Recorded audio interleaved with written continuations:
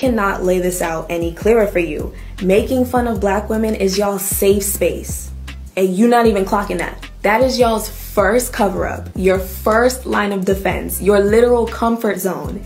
And you don't even realize it. Okay, moving on.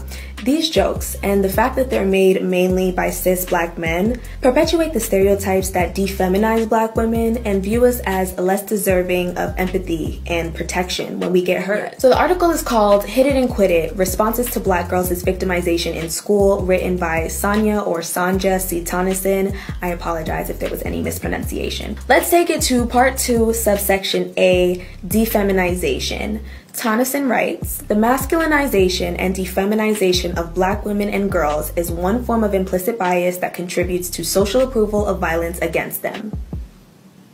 When a woman or girl is perceived as masculine, she is also more likely to be seen as strong, aggressive, and less feminine. These traits are typically associated with gender-conforming men, and consequently, such implicit bias may cause a school administrator, people in this case, to perceive sexually victimized black girls as capable of handling the harassment themselves, like men, and in less need of protection. In extreme cases, these girls are even misperceived as the primary aggressors against boys. You know what this sounds like? A couple months ago, our beloved Megan Thee Stallion was shot. And I gotta say, before we even dive into this, y'all want Megan to think she's ugly so bad, it's gross. Y'all have been trying to strip her of her femininity and her right to love herself out loud for so long, it's gross. Couple wet wipes case a bum try to touch me, ew. You know what I mean?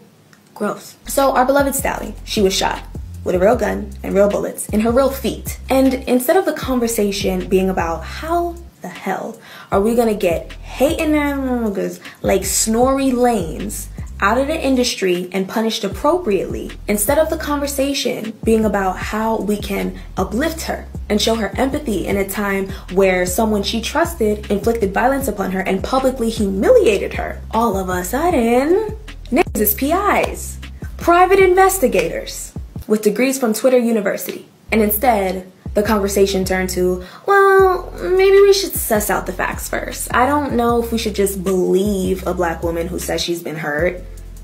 It's kind of weird, don't you think? Then the conversation turned to, okay, so maybe she did get shot. Okay, fine.